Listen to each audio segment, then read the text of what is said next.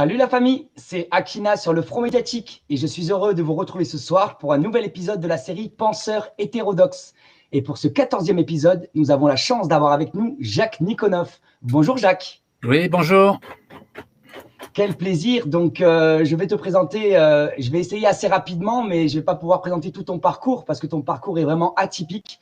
Tu as habité pendant plus de 20 ans à la Cité des 4000 à la Courneuve, en Seine-Saint-Denis. Tu étais au début de ta carrière ouvrier chez Norton pendant une dizaine d'années. Tu étais aussi militant au Parti communiste français et à la CGT. Tu as été licencié à cause de ton activité syndicale et malgré une grève de la faim, enchaîné à ta machine, malgré les débrayages de différents camarades et différentes initiatives et même d'usines aux alentours, cela n'a pas suffi pour te permettre de conserver ton emploi. Ce sera donc le chômage pendant 1 an et l'impossibilité pour toi de retrouver un emploi dans l'industrie compte tenu de ton pédigré, entre guillemets. Et tu en profites pour préparer un examen spécial d'entrée à l'université pour les non-bacheliers que tu prépares donc que tu passes à l'université Paris 8 et aussi au Conservatoire national des arts et métiers. Tu as été donc par la suite haut fonctionnaire, économiste, administrateur civil à la Caisse des dépôts. Tu as été aussi attaché financier à New York pendant plusieurs années, professeur associé à l'Institut d'études européennes de l'Université Paris 8 et aussi fondateur du mouvement Un travail pour chacun, membre fondateur de la Fondation Marc Bloch et de l'association ATTAC. Tu as également été le porte-parole du mouvement politique d'émancipation populaire, le MPEP, qui m'a permis de te découvrir il y a maintenant une dizaine d'années, puis du parti de la démondialisation qui s'appelait le PARDEM. Tu es aussi l'auteur d'une dizaine d'ouvrages traitant du travail, du libéralisme, de l'Union européenne ou encore de la mondialisation malheureuse. Je rappelle rapidement que la série Penseurs hétérodoxes du Front Médiatique a la volonté de valoriser des regards divergents sur notre monde contemporain. Les intellectuels interviewés s'écartent de la doctrine officielle et du dogme dominant en vigueur. Face à la pensée unique, c'est donc un appel à la liberté de penser. Un grand merci Jacques d'avoir accepté notre invitation. Merci à toi. Je te laisse te présenter aussi rapidement et si tu veux nous partager certains éléments sur ton parcours que je n'ai pas abordé dans cette introduction. Tu en as déjà dit beaucoup. Je veux simplement préciser une chose parce que ça peut apparaître un peu bizarre de passer des 4000 logements et de la soudure à l'ENA, mais il faut ajouter que ça demande beaucoup de travail et surtout que j'étais dans une famille communiste depuis 3 générations et qu'à cette époque, le Parti communiste insistait beaucoup pour que ses militants se cultivent, qu'ils lisent. Et donc, j'avais une culture politique et c'est ça, c'est l'héritage du syndicalisme à la CGT et au Parti communiste que j'ai quitté depuis des années. Mais c'est cet héritage, en fait, qui m'a permis d'accéder à ce niveau d'études ensuite et de responsabilité. Je ne veux pas dire que c'est possible pour tout le monde, c'est pas vrai. Il y a des particularités qui sont liées à ce que je viens de dire. Merci pour ces précisions. Et une autre question qu'on pose à tous les intervenants dans la série Penseurs hétérodoxes, c'est au niveau de tes conflits d'intérêts, de ton indépendance. Donc, quels sont tes conflits d'intérêts? Est-ce que tu as des actions dans différentes entreprises ou dans des transnationales pour qu'on puisse mieux savoir ton niveau d'indépendance et ta liberté de parole et aussi savoir de quelle colline tu t'exprimes?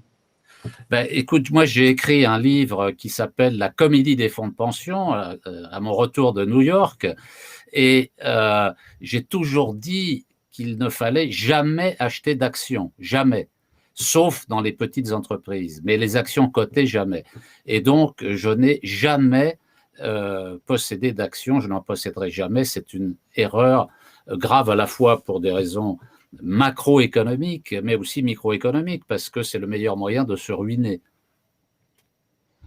Merci pour ces précisions. Donc, on va échanger pendant environ 1h30 dans une émission donc en 3 parties. Dans un premier temps, on va s'entretenir autour des questions du chômage et de l'emploi. Dans une deuxième partie, on s'intéressera à l'Union européenne, évidemment, avec de nombreuses questions autour de cette structure continentale. Et enfin, on finira autour de la mondialisation, que certaines aujourd'hui appellent la mondialisation malheureuse, en opposition à la mondialisation heureuse qui nous a été, entre guillemets, vendue dans les médias dominants depuis maintenant de nombreuses années. Donc, pour lancer cette première partie autour du chômage et de l'emploi, je rappelle aux internautes que tu es aussi l'auteur de 2 ouvrages. En 96, tu as écrit « Existe-t-il des réservoirs d'emploi » Et tu as écrit aussi Chômage, nous accusons en 1998. Donc voilà, je cite simplement ces ouvrages qui ont aussi inspiré donc cette partie-là et qui justifient le fait qu'on échange dans un premier temps autour de cette question. Donc pour commencer, j'aimerais te proposer une réflexion, le lien entre la croissance, la dette et le chômage. La croissance, elle est passée de 5-6% dans les années 50-60 en France à 2-3% dans les années 80-90, à peine 1% ou même moins de 1% dans les années 2000-2020. Le taux de chômage, lui, il est passé en France de 2% dans les années 70 à 5% dans les années 90-2000 et aujourd'hui à près de 10%. La dette publique, elle est passée de 20% dans les années 1950 à 120% aujourd'hui en 2020. Ce processus global est continu donc depuis plus de 50 ans, même plus de 70 ans, on pourrait dire. Quel lien peut-on faire entre croissance, dette publique et chômage? Ce lien est-il pertinent à étudier en tant que personne évidemment bien moins compétente que toi sur ces questions économiques? Alors, tout de suite, il faut évacuer le lien entre dette publique et chômage. Il n'y a pas de lien. Les 120% de PIB de dette publique, c'est rien du tout. Ça n'est pas un problème. C'est pas tellement ça qu'il faut regarder. C'est le montant de la charge de l'intérêt que nous payons. Parce que au moment où nous passons à 120% de dette publique sur le PIB, le montant de la charge d'intérêt, ce qu'on appelle la charge de la dette, est passé de quasiment 50 milliards d'euros à 26 milliards aujourd'hui. Ça a baissé. Or, c'est ça le plus important, c'est le montant qu'il faut rembourser. Pourquoi ça a baissé? Ça a baissé parce que les taux d'intérêt ont baissé. Ils sont même nuls, même un peu négatifs.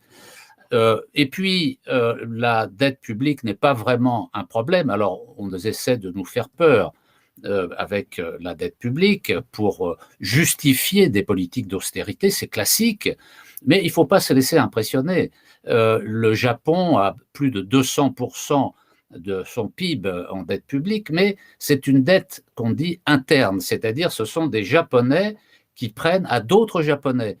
Donc, le pays ne s'endette pas, puisque certains sont débiteurs et d'autres sont créanciers. Eh bien, le problème pour la France, c'est qu'une partie de la dette est externe. Et là, c'est plus embêtant.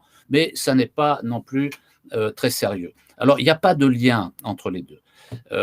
Après, sur la croissance et le chômage, ce qu'il faut comprendre pour les deux phénomènes, baisse de la croissance et montée du chômage, ce qu'il faut comprendre, c'est que le chômage est une stratégie politique et économique volontairement organisée. Le chômage, c'est une organisation.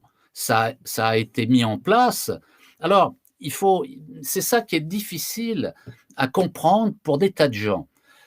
Parce que c'est vrai, intuitivement, on entend quotidiennement depuis des décennies maintenant parler de la guerre contre le chômage, des politiques de l'emploi qui sont menées par les gouvernements, etc.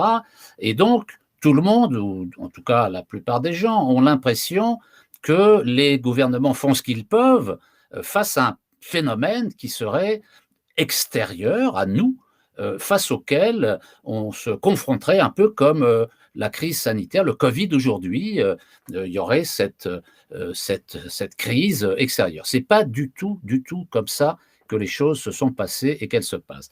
Je ne dis pas du tout qu'il y a au départ un complot pour organiser le chômage. Ce n'est pas ça que je dis. Ce que je dis, c'est que à la fin des années 70, à partir du milieu des années 70 même, disons la fin des années 70, il y a le double choc pétrolier, il y a plusieurs phénomènes qui se conjuguent.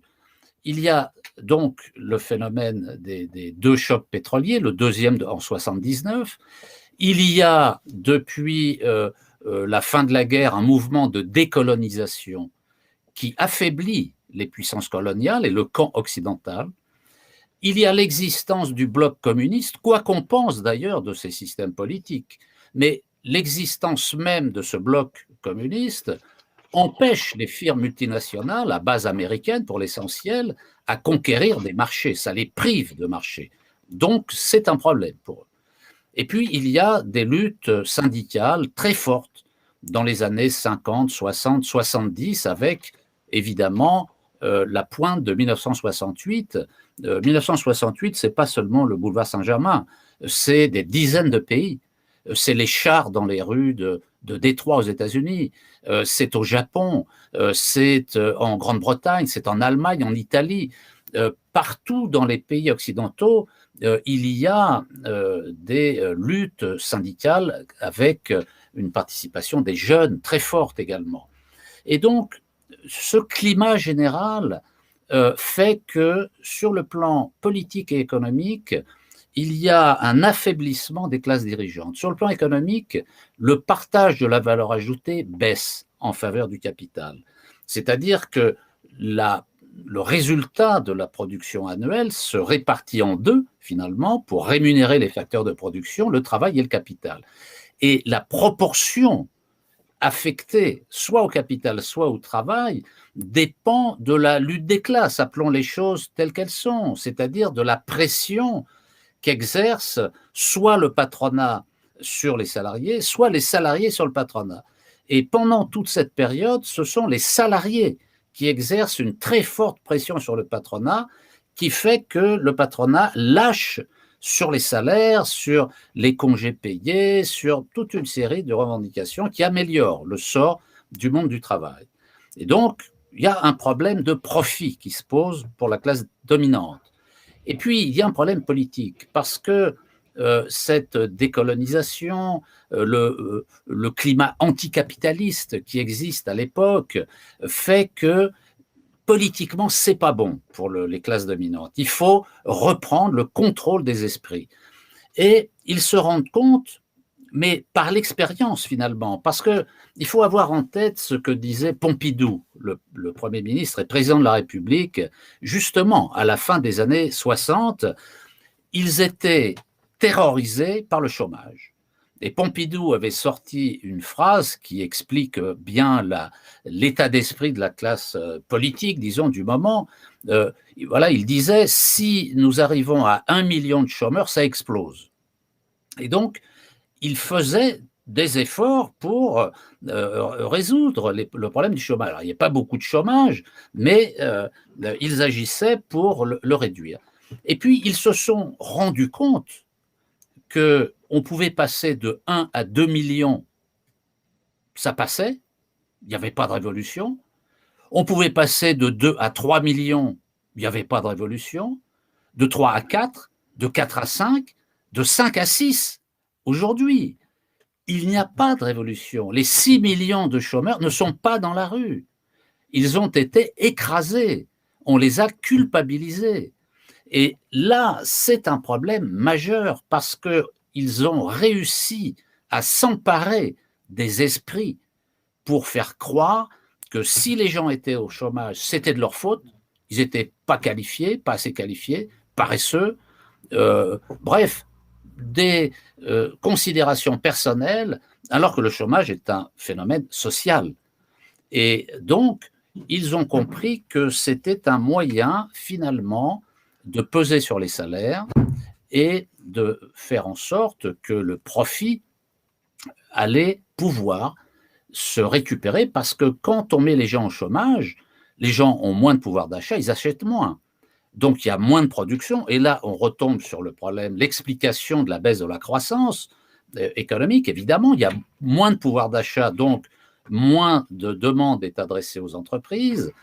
Et comment maintenir le profit alors que la production baisse? Eh bien, ils ont trouvé la solution, ce sont les exportations. La mondialisation néolibérale, avec son volet commerce international, parce qu'il n'y a pas que le commerce international dans la mondialisation néolibérale, sera pour la classe dominante le moyen de récupérer le profit qu'elle a perdu sur le plan national. Et donc, il faut rediscipliner le salariat. La mondialisation néolibérale sert à ça. Ils ont rediscipliné le salariat, les chômeurs ont été écrasés politiquement, et le monde du travail a été considérablement affaibli. Tel est le succès de la mondialisation néolibérale, qui est un succès pour la classe dominante. Son objectif était celui-là. Elle a atteint son objectif. qui était de rediscipliner le salariat. C'est ça la mondialisation néolibérale. Tout ce qu'on nous raconte sur le développement du commerce, les nouvelles technologies, ça n'est pas faux, bien sûr, tout ça, il faut le maîtriser, mais ce n'est pas du tout l'objectif politique de la mondialisation. La mondialisation néolibérale, c'est cet objectif-là qui a été atteint. Le problème aujourd'hui, c'est qu'après la phase de la libération des 30 Glorieuses jusqu'à la fin des années 70, la phase du néolibéralisme depuis le début, la fin des années 60, début des années 70 jusqu'à aujourd'hui, nous entrons dans une troisième phase après la Seconde Guerre mondiale de développement économique qui est l'épuisement du néolibéralisme. Parce que cet écrasement, cette discipline qui a été imposée au monde du travail s'est déplacée avec ce qu'ils appellent, eux, le populisme. C'est-à-dire que les peuples se sont mis à protester, mais ils ne pouvaient pas protester dans le cadre des organisations anciennes, les syndicats, les partis communistes, les partis de gauche, parce qu'eux-mêmes ont échoué quand ils ont exercé le pouvoir. Et donc cette protestation prend des formes nouvelles, l'abstention politique, des partis plus ou moins bizarres, qu'on qualifie trop vite d'extrême droite. Et donc, il y a cette nouvelle réalité politique, sociale, qui est la force, et ce que nous développons, c'est que nous pensons qu'il s'agit là de la force propulsive d'avenir qui peut devenir celle qui va renverser la table. Voilà, je m'arrête là, j'ai fait un développement peut-être un peu long pour essayer d'expliquer, disons, la fresque rapidement, depuis la fin de la Seconde Guerre mondiale jusqu'à aujourd'hui, pour montrer que le chômage est une organisation politique volontaire pour rediscipliner le salariat et redresser les profits. Voilà. Après, on peut voir comment on peut résoudre le problème, c'est pas très difficile. Et je te remercie pour d'avoir planté le décor comme tu le plantes. On apprécie au Front Médiatique prendre le temps pour aborder une pensée complexe et pouvoir regarder les choses de manière plus systémique, les intégrer dans une dynamique historique. Donc, au contraire, ces développements sont très éclairants pour nous. Et je voulais te proposer aussi une autre réflexion en lien avec le chômage. C'est autour de la productivité du temps de travail. Selon mes recherches, en préparant l'émission, n'hésite pas à me corriger si je dis des bêtises, la productivité a été doublée environ entre 1850 et 1950. Elle a été quintuplée, donc multipliée par 5, entre 1950 et 2000. Je te laisserai rapidement nous rappeler ce qu'est la productivité, tu seras plus apte que moi à l'expliquer. Et je fais un lien personnellement, en tant que novice et citoyen passionné par l'économie, je fais un lien avec le temps de travail moyen, qui est passé dans les années 1850, c'est à peu près 3000 heures de travail par an par travailleur. Puis on est tombé à 2000 heures dans les années 1950. Et aujourd'hui, on est à peu près à 1500 heures. Donc, cette accélération exponentielle de la productivité est décorrélée de la réduction du temps de travail. Est-ce que ce n'est pas une raison logique aussi à la problématique du chômage de masse aujourd'hui ? Disons que ça concourt au chômage, bien entendu. Mais ça n'est pas par la baisse du temps de travail qu'on va résoudre le problème du chômage. Ça en fait partie, mais c'est un aspect seulement et pas l'aspect principal. Alors déjà, il faut distinguer productivisme et productivité, parce que je me suis aperçu que quand on parle de productivité, les gens comprennent productivisme.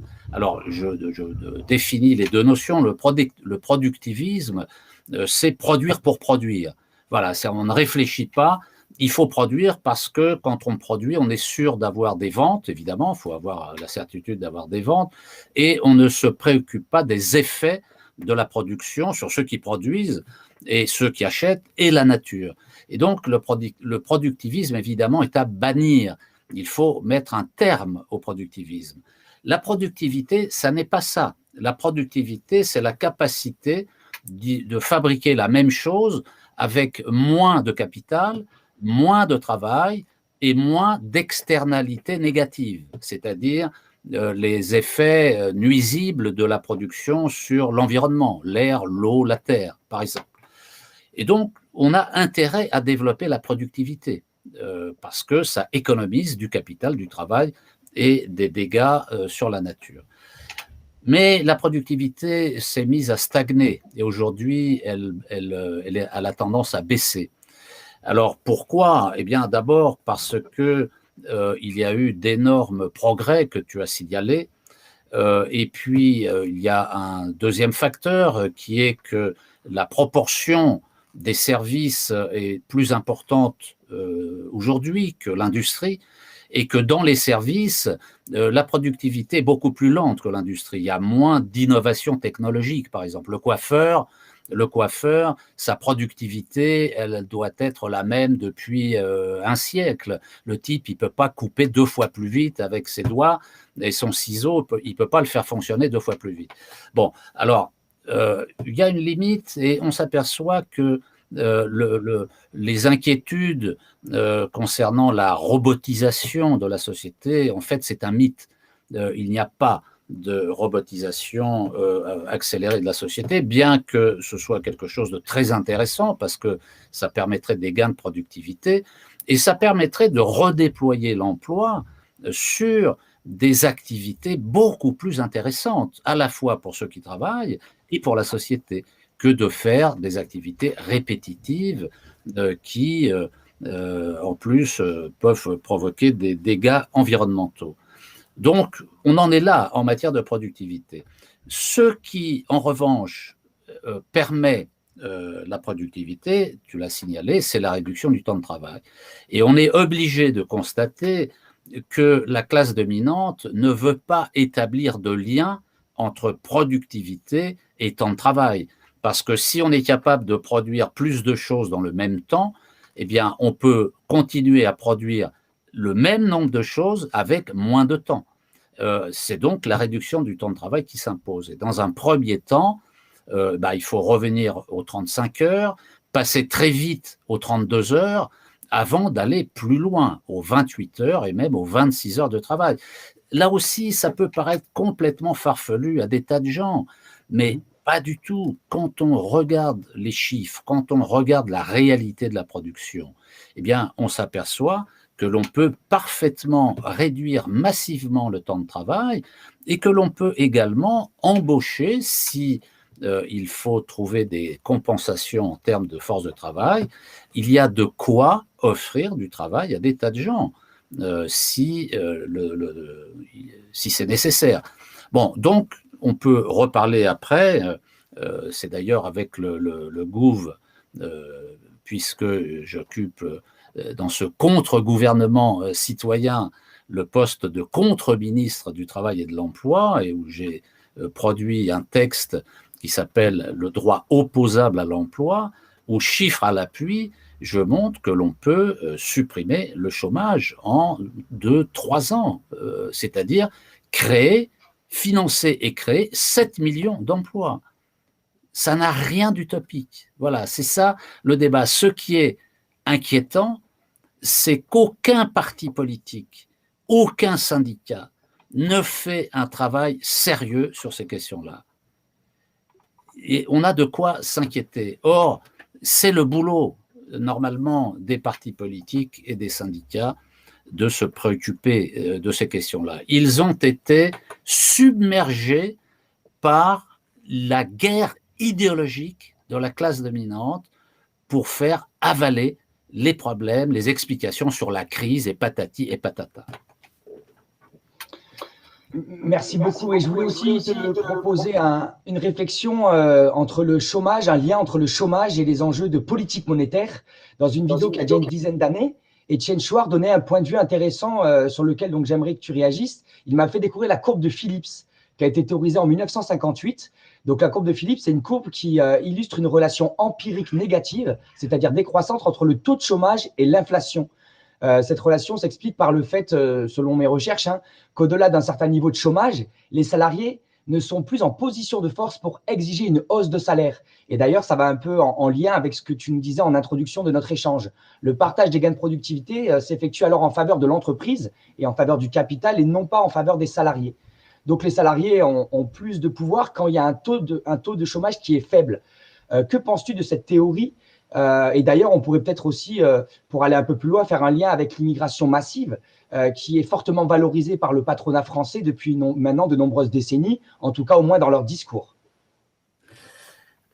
Alors, tu as cité tout à l'heure le livre que j'ai publié en 1998 qui s'appelle « Chômage, nous accusons ». Et pourquoi utiliser cette expression « nous accusons » ?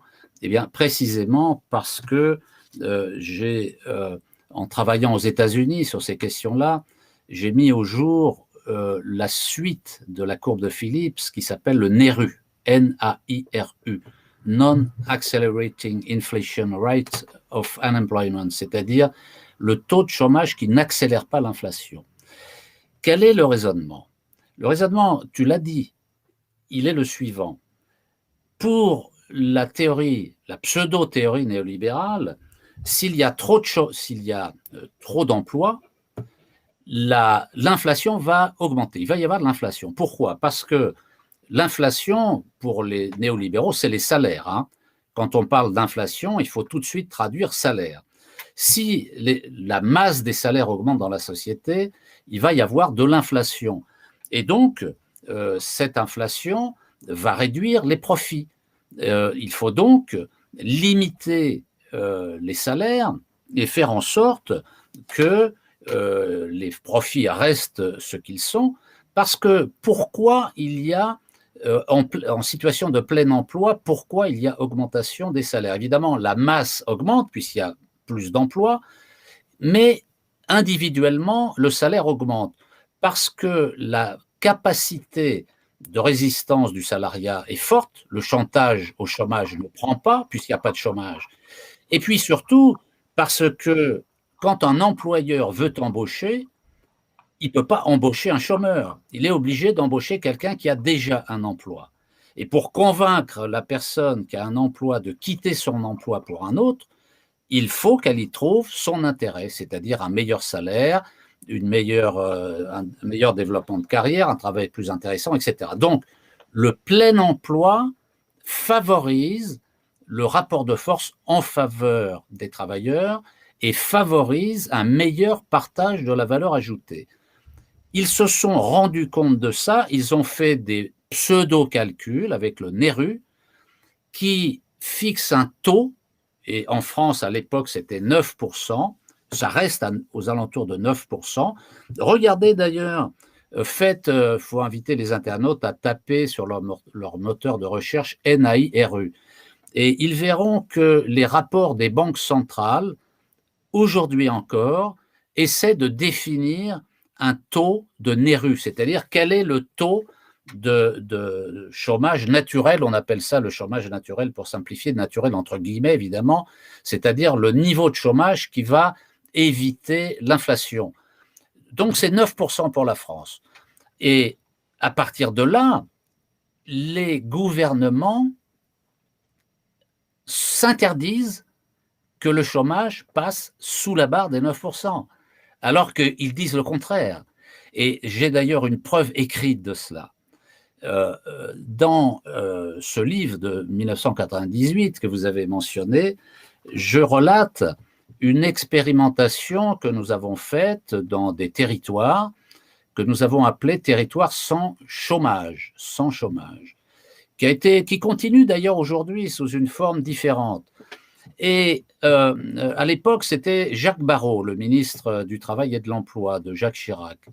Nous l'avions rencontré pour lui demander la possibilité d'essayer des territoires sans chômage. Il y avait quelques conditions à réunir pour cela, mais ça nous a été refusé. Et le courrier qu'on nous a envoyé, c'est de dire que si on faisait ça, ça provoquerait des tensions inflationnistes. Incroyable, incroyable. La preuve était faite que l'esprit des hauts fonctionnaires de l'époque était qu'il ne fallait pas favoriser l'emploi parce que ça allait provoquer de l'inflation.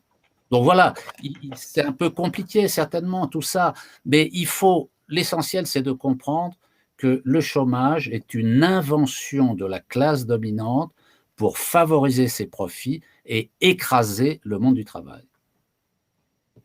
Je te remercie. Et d'ailleurs, je rappelle aussi, aujourd'hui, c'est donc des millions de Français qui n'ont pas d'activité professionnelle. Or, nous savons, selon des études récentes, hein, que le chômage est responsable de la mort prématurée de plus de 15 000 personnes par an. Voilà, ça a été une étude qui a été faite par différents médecins du travail. Et donc, le travail, au-delà d'être un choix souverain de choisir son activité ou pas, c'est une nécessité pour les êtres humains. Les êtres humains sont des êtres sociaux qui ont besoin d'être en lien, ils ont besoin d'avoir un sentiment d'appartenance et aussi d'avoir une utilité sociale.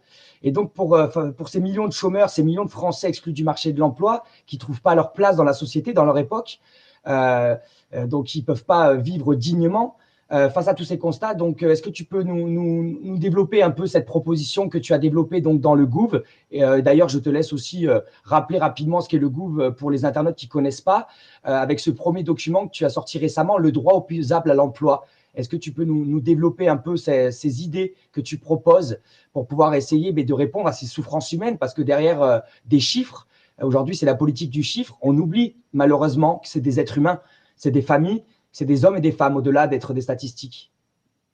Alors oui, le Gouv, c'est une excellente initiative. On m'a proposé d'y participer. J'ai accepté tout de suite parce que ça s'inscrit dans la tradition du Conseil national de la résistance. Ce rassemblement des forces politiques de toute nature, des gaullistes aux communistes, en passant par les socialistes, les royalistes et d'autres forces qui ont mené la guerre contre les nazis et qui ont participé au gouvernement jusqu'en 1948. Et donc, le Gouv, c'est un contre-gouvernement, c'est-à-dire ce sont c'est un groupe de gilets jaunes qui a eu cette idée et qui ont proposé à des gens réputés compétents, disons, de faire partie de ce contre-gouvernement. Et donc, il y a dans chaque contre-ministre a son propre projet qui est disponible sur le site du Gouv avec énormément de choses très intéressantes. Et donc, moi j'ai fait ma partition en matière d'emploi et de travail et j'ai repris les travaux que j'avais débutés depuis les années 90 sur le chômage. Avec, je crois, la première chose, c'est que, évidemment, moi je me suis intéressé aux questions de chômage et de l'emploi par mon parcours personnel, bien sûr, mais aussi parce que j'ai vu aux 4000 logements la dégradation de la situation, alors que pendant les 30 glorieuses, tout le monde vivait en bonne intelligence, on était heureux, la cité fonctionnait bien, etc. Et puis, le chômage a tout détraqué. Et c'est ça le problème fondamental de la société, c'est le chômage. Et il faut donc, avec quelques amis des 4000 qui avons lancé Un travail pour chacun, l'association dont vous avez parlé, dont tu as parlé, on a compris que, en fait, quand on cherchait à comprendre pourquoi il y a du chômage, comment on peut faire pour résoudre le problème, est-ce qu'il faut vraiment résoudre le problème, est-ce qu'on peut le résoudre? Il n'y avait pas de réponse. On allait voir les partis, on lisait les intellectuels, les économistes, les sociologues. Il n'y avait pas de réponse satisfaisante. Ce qu'on voyait, nous, sur le terrain, c'était la catastrophe provoquée par le chômage. Et aujourd'hui encore, dans certaines cités, le chômage des jeunes, ça monte jusqu'à 60%.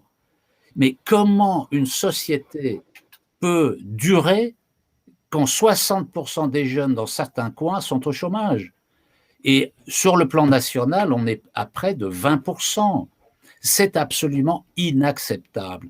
Et beaucoup trop de gens se sont acclimatés, habitués à ce scandale. Ils ne réagissent même plus. Alors, il faut secouer le cocotier. Et donc, il faut remettre les pendules à l'heure. Un mot là-dessus. D'abord, il faut savoir de quoi on parle quand on parle de travail et d'emploi. Parce qu'on a été victime d'une guerre idéologique sur la fin du travail. On nous a expliqué, et il y a encore des crétins qui nous expliquent qu'il n'y a plus de travail. Et pourquoi cette campagne idéologique? Eh bien, évidemment, pour faire accepter le chômage. Mais qu'est-ce que c'est que le travail? Le travail, c'est l'activité qui permet de produire les richesses permettant de répondre à nos besoins individuels et collectifs. Il y aura toujours du travail. Il y a toujours eu du travail dans l'histoire de l'humanité. La chasse, la pêche, la cueillette, c'est du travail. Il ne faut pas réduire le travail au salariat. Il ne faut pas réduire le travail à une production matérielle. Le travail, c'est ce qui répond à nos besoins. Est-ce que nos besoins sont limités, satisfaits, comblés? Non. Il y a d'immenses besoins auxquels on ne répond pas dans la société, et des besoins de base, des besoins alimentaires. Regardez les files de jeunes qui font la queue maintenant pour s'alimenter. Ben voilà, il y a des besoins alimentaires, il y a des besoins de logement, il y a des besoins de culture, il y a des besoins de toutes sortes, après, culturels. Et puis, il faut aussi produire des choses. La chaise sur laquelle nous sommes assis, la table sur laquelle nous appuyons, tout ça, ça sert à nos besoins. Il faut le produire. Eh bien, il faut évoluer avec cette notion et ajouter deux dimensions. La dimension de la production de soi-même et la dimension de production de société. Le travail doit aujourd'hui s'élargir à ces deux dimensions parce qu'elles participent à l'évolution de la société aujourd'hui. Et donc, si on accepte ces définitions, si on discute pour préciser évidemment les choses, là aussi, des gens peuvent se dire c'est farfelu, tout ça. Non, ça n'est pas farfelu. Quelqu'un qui a un projet là où il habite, eh bien, il faut lui donner sa chance. Il faut qu'il y ait le moyen de présenter son projet devant les habitants et que les habitants eux-mêmes puissent décider. C'est à eux de décider. Alors après, on va nous dire, oui, mais d'accord, c'est bien joli tout ça, mais un employeur, il embauche s'il a des besoins. Tout à fait.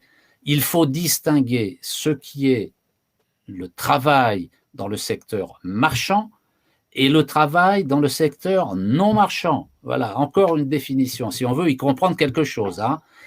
Le travail dans le secteur marchand, c'est quoi? C'est les entreprises privées. Évidemment, un patron dans une boîte privée, lui, il recrute du personnel s'il a des commandes. Voilà, c'est pas compliqué. S'il n'a pas de commandes, il n'embauche pas. Et on ne peut pas lui imposer d'embaucher des gens.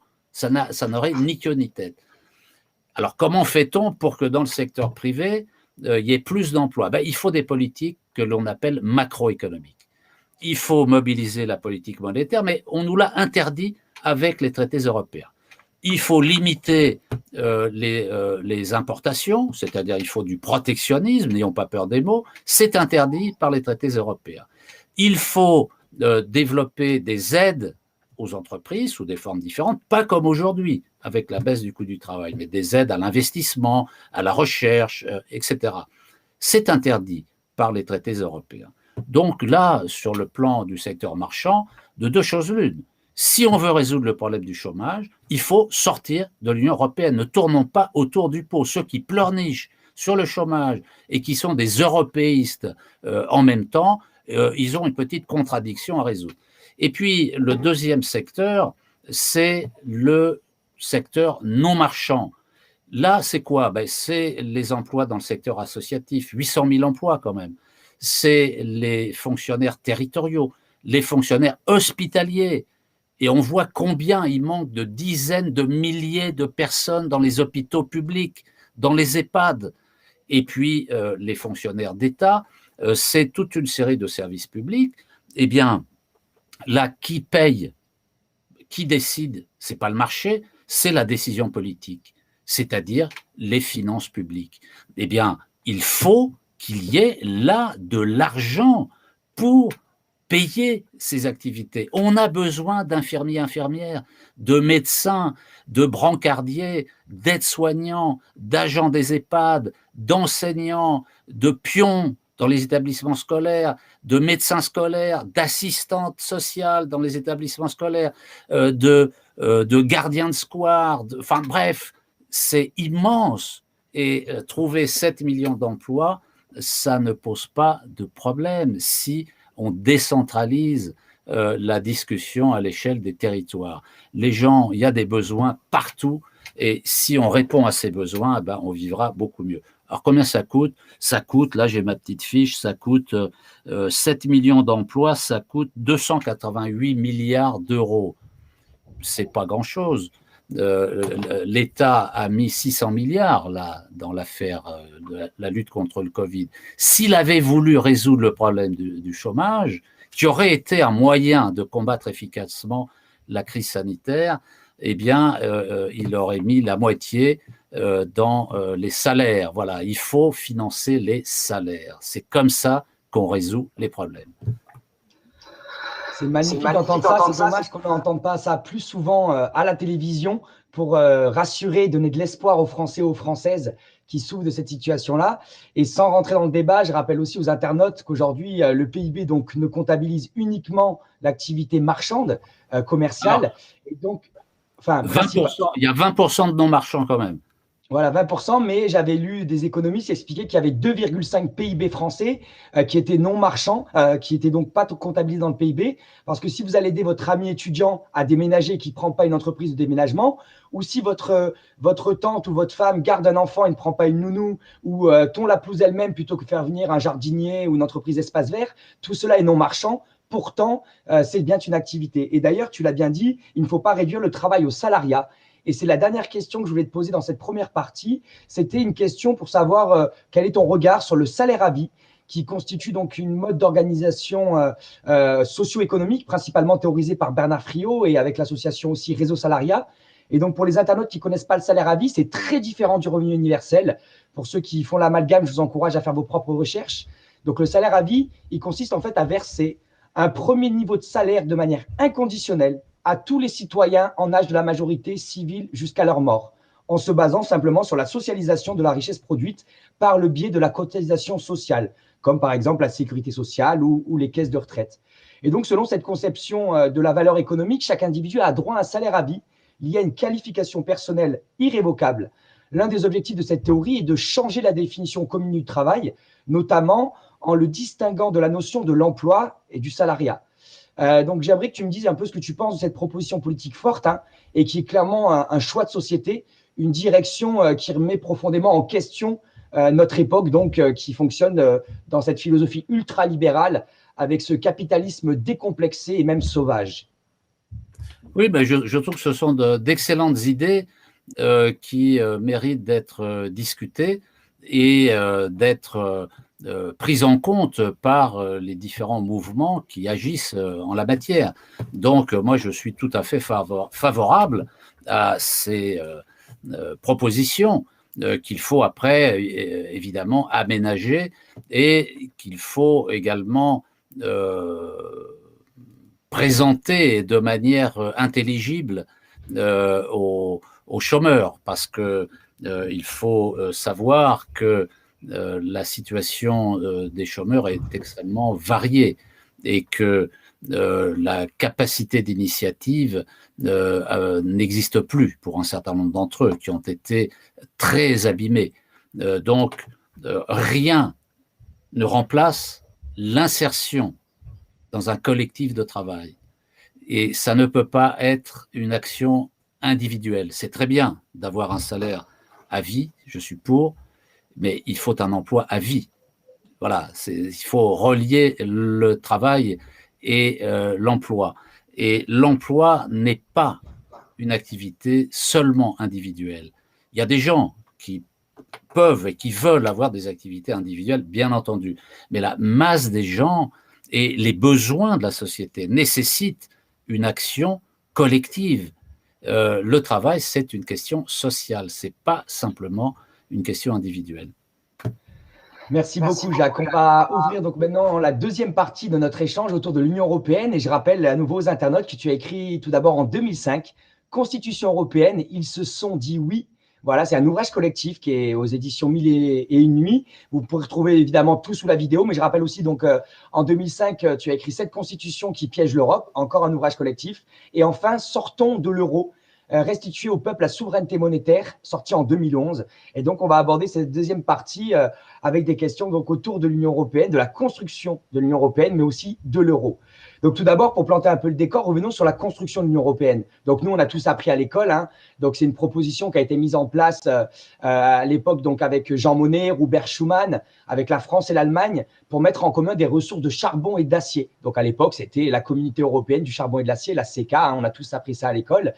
Et après, ces 6 pays donc, du continent qui ont signé ce traité en 51, l'Allemagne, la Belgique, la France, l'Italie, Luxembourg, les Pays-Bas. Donc ça, c'est ce qu'on a appris tous dans notre cursus scolaire. Mais ce qu'on comprend déjà dans l'origine de l'Union européenne, c'est que l'idée européenne a donc des fondations purement économiques. Pourtant, on nous parle souvent de l'identité européenne, de l'Europe des peuples, de la solidarité européenne. Donc, est-ce que déjà ces fondations économiques ne sont pas un contresens par rapport au discours dominant qu'on entend dans les médias et dans la bouche de nos chers politiciens? Alors, moi, je dirais que les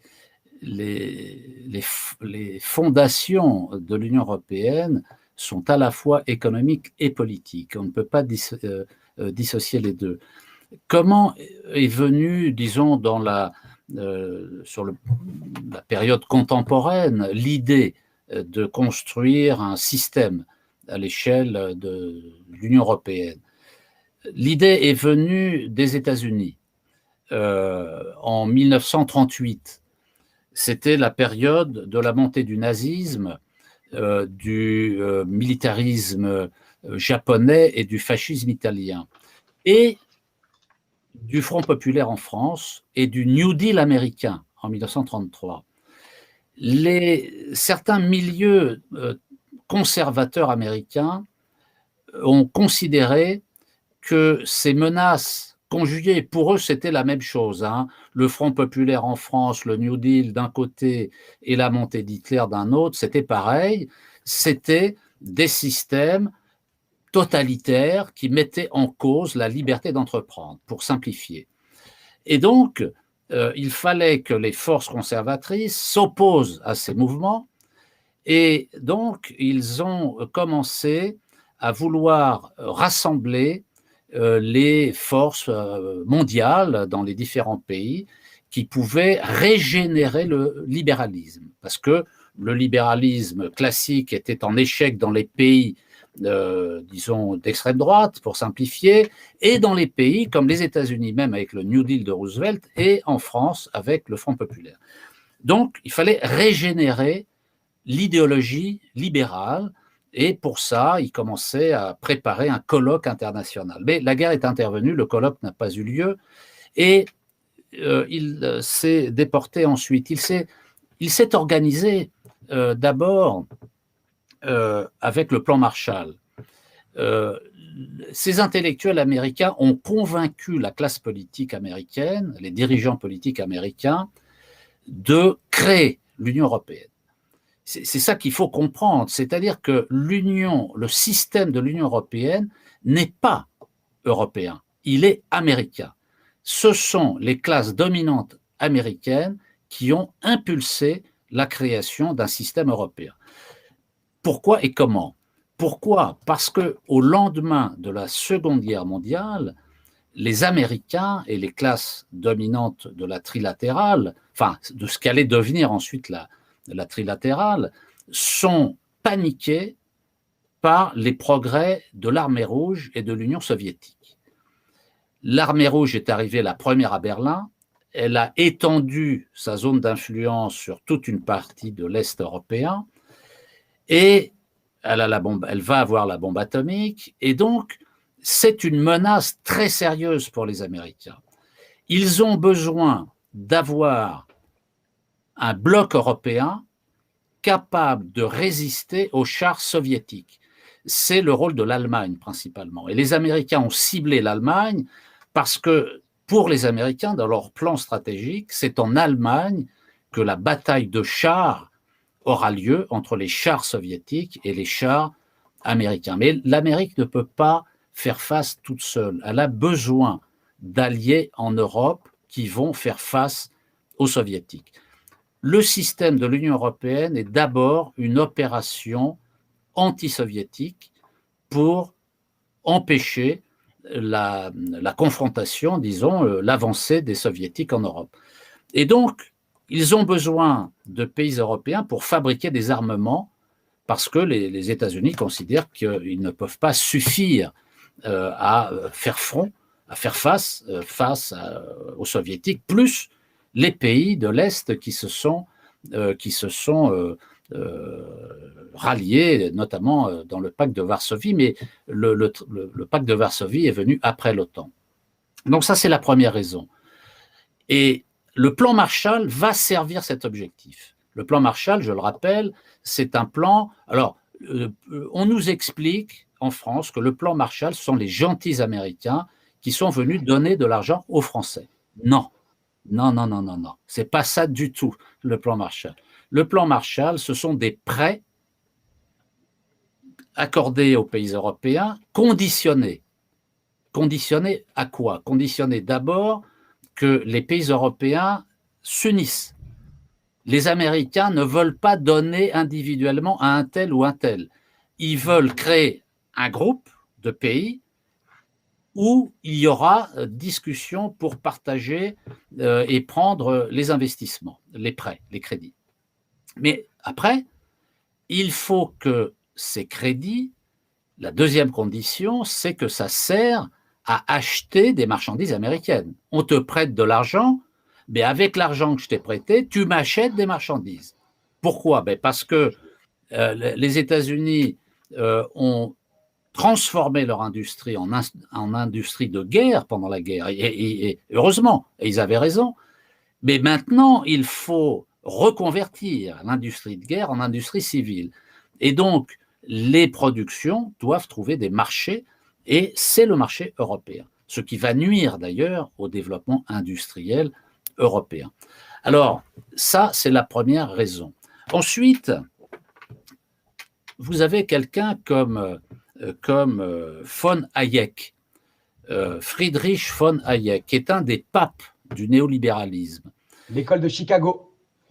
Voilà. Alors, et donc, Friedrich von Hayek, dès la fin des années 30, va expliquer qu'il faut créer en Europe une fédération qui aura le pouvoir d'empêcher le socialisme. Il dit les choses comme ça. Mais pour eux, le socialisme, Hollande, Macron, c'est du socialisme pour des gens comme ça. Alors, Roosevelt, c'était du socialisme. Et donc, il explique qu'il va falloir mettre en place en Europe un système qui, par les traités internationaux qui seront signés, interdira la possibilité de mener des politiques, disons, hétérodoxes. Il faut des politiques néolibérales, c'est-à-dire priver les États de la politique monétaire, de la politique du commerce international, de la politique budgétaire, des frontières, etc. Et donc, c'est ce que vont faire les relais américains en Europe, parce que tu as cité Jean Monnet, tu as cité Schuman, ce sont des agents américains. Il ne faut pas l'oublier, des agents américains. Et Jean Monnet, par exemple, n'a pas arrêté d'emmerder le général de Gaulle à Londres et après, parce qu'il était au service des Américains, idéologiquement. Bon, bref, c'est une anecdote. Je termine ces éléments sur les fondements de l'Union européenne pour revenir sur la CECA que tu as abordée, la Communauté européenne du charbon et de l'acier en 1951. Et d'ailleurs, c'est à cette occasion que le 8 mai, non, c'est la journée de l'Europe, la déclaration Schuman, c'est le 8 mars, non, le 8 avril. Bon, bref, c'est un 8 quelconque, je suis sûr du 8. La déclaration Schuman, qui est aujourd'hui la journée de l'Europe. Alors Schuman, agent américain, on explique que c'est la déclaration Schuman qui a été l'acte de naissance d'abord de la Communauté européenne du charbon de l'acier, puis après de la Communauté européenne, et aujourd'hui de l'Union européenne. Non, non. il y a un excellent livre qui a été écrit par un économiste, son nom m'échappe à l'instant, il me reviendra, c'est quelqu'un européiste, socialiste, on ne peut pas le soupçonner de malveillance vis-à-vis de l'Union européenne. Mais ce gars-là, il a une très haute honnêteté intellectuelle. Et la crise de l'euro, à l'époque, l'a amené à chercher dans l'origine de l'Union européenne s'il n'y avait pas des vices cachés, des choses qu'on n'avait pas vues et qui aujourd'hui se manifestaient. Et donc, il est allé fouiller dans les archives, puisque les archives américaines se sont ouvertes, comme toutes les archives, 40 ans, 50 ans, 60 ans, et puis après ça s'ouvre. Et il a consulté les archives américaines de la période de l'après-guerre, et il est tombé, et il donne les références des archives, et il montre que c'est l'ambassadeur américain, le secrétaire d'État américain, qui a envoyé un courrier à Schuman pour lui demander de prendre l'initiative de la création de la CECA, en insistant pour dire que la France avait un rôle particulier de leader de la construction européenne. Voilà la vérité historique, voilà les choses qui sont masquées, parce qu'on veut nous laisser dans l'histoire pour les enfants qu'on nous raconte que l'Union européenne, c'est la paix, que l'Union européenne, c'est le modèle social, toutes ces âneries qu'on nous explique, alors que la réalité, tous les jours, démontre le contraire. Alors, il y a un travail d'explication. Alors, ça n'est pas intuitif. Spontanément, les gens se disent, ben oui, c'est mieux d'être unis que d'être désunis, bon, des choses comme ça, des platitudes de cette nature. Mais la réalité, ça n'est pas ça. Et la politique quotidienne de l'Union européenne, quand même, on voit bien que c'est fait au service de la classe dominante. C'est pas fait pour répondre aux besoins de la société. Regardez cette incurie totale dans la crise sanitaire. Enfin, s'il y avait quand même une preuve qui démontre que l'Union européenne ne se préoccupe en aucun cas de la situation des populations, c'est bien ce qui s'est passé, ou c'est plutôt ce qui ne s'est pas passé pendant la crise sanitaire. Eh bien, c'est pas l'histoire qu'on a l'habitude d'entendre, et c'est passionnant d'entendre des penseurs hétérodoxes comme toi pour nous permettre de monter en compétences et d'avoir accès donc à toutes ces recherches, à toute cette expérience. Et je voulais revenir avec toi aussi au niveau de l'Union européenne sur le référendum de 2005 qui s'est transformé après sur le traité de Lisbonne. Donc, je rappelle le référendum français sur le traité établissant une constitution pour l'Europe, aussi appelé donc le traité de Rome, qui a eu lieu donc le 29 mai 2005. Et on avait posé la question aux Français, c'est le dernier référendum qu'on a eu d'ailleurs, malgré que les Gilets jaunes demandent le RIC. Approuvez-vous le projet de loi qui autorise la ratification du traité établissant une constitution pour l'Europe? Eh bien, le non avait recueilli près de 55% des suffrages exprimés, ce qui était très étonnant parce qu'en plus, le résultat était à l'inverse de tous les commentateurs politiques, tous les médias. Les partisans du oui, d'ailleurs, avaient bénéficié d'une belle propagande médiatique. 71% des interventions dans les médias télévisés entre le 1er janvier et le 31 mars étaient pour le oui, et donc uniquement 29% pour le non. Et pourtant, en 2007, Nicolas Sarkozy, récemment élu, valide le traité de Lisbonne, qui est, selon ce que j'en ai compris, un simple copier-coller du traité de Rome. Donc, est-ce que ce n'est pas encore un exemple qui montre les travers de notre démocratie qui n'existe pas vraiment, ce parlementarisme? Où est la souveraineté populaire face à cette construction européenne? Oui, tout à fait. C'est un point qui est très important. En 2005, moi, j'étais le président d'Attac, et nous avons fait un travail absolument considérable, et nous avons joué un rôle non négligeable dans la victoire du non.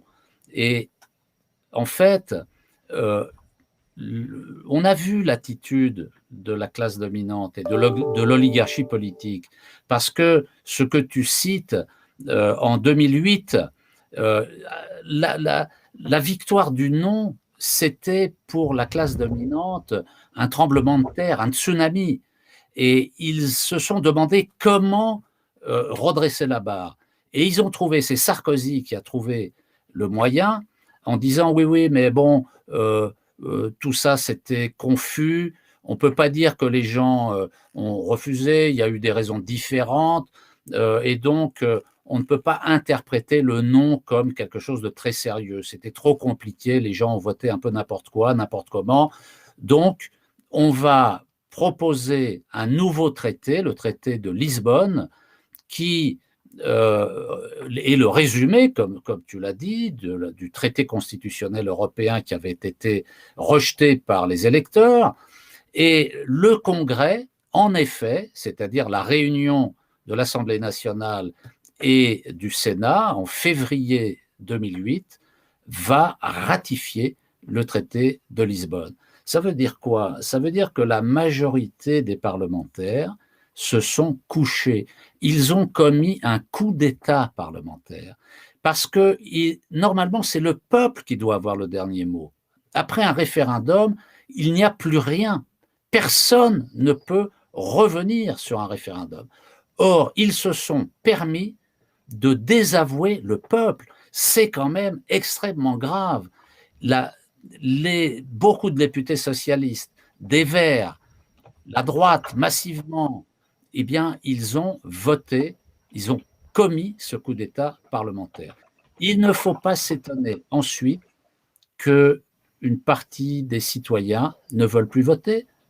On vote, la classe dominante s'assied sur le vote. Ils ne tiennent pas compte du vote. Pourquoi voter?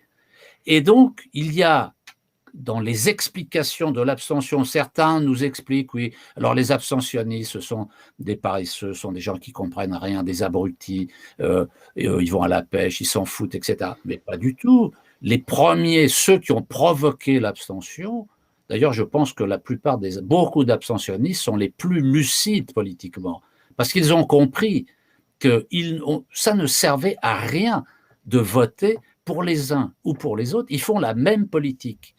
Et quand ça ne leur plaît pas, ils ne tiennent pas compte du résultat des élections. Pourquoi voter dans ces conditions-là? Il faut continuer à écraser le système, à le condamner, à le délégitimer. C'est d'ailleurs pour ça que pour l'élection présidentielle, avec mes amis, nous appelons au boycott de la présidentielle, parce que c'est un piège. Il faut mettre un coup d'arrêt au système présidentialiste. Le duel Macron-Le Pen qui est annoncé pour le deuxième tour, on en a marre, on n'en veut pas. Donc, il faut mettre un coup d'arrêt, il faut boycotter. Mais il faudra aller aux urnes, aux législatives, parce que là, il faudra voter pour des candidats constituants, c'est-à-dire des candidats qui auront un projet de nouvelle société avec une nouvelle constitution. Voilà les perspectives aujourd'hui qui donnent de l'espoir. Parce que sinon, choisir entre la peste et le choléra, franchement, c'est pas très excitant.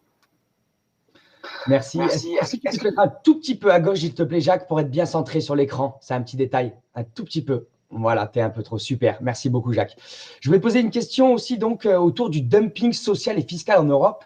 Parce que pour nous, en tant que simple citoyen, c'est assez incroyable. On voit aujourd'hui qu'il y a une concurrence. Donc, le dumping, c'est le fait de… Enfin, tu pourras nous l'expliquer peut-être mieux, hein, mais pour moi, c'est le fait d'être dans une concurrence et une concurrence parfois déloyale. Par exemple, en termes de fiscalité, on sait que l'Irlande a un taux au niveau des entreprises, la fiscalité d'entreprise, qui est bien moindre à celui de la France. Et d'ailleurs, la France a encore réduit récemment son taux de fiscalité. Au-delà de la critique qu'on pourrait faire entre la fiscalité pour les grandes entreprises du CAC 40 et la fiscalité des PME, qui n'ont pas forcément les mêmes conseillers fiscaux.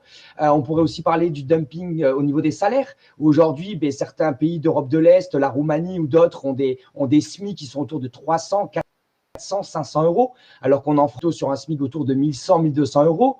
On pourrait parler aussi de différences en termes de protection sociale.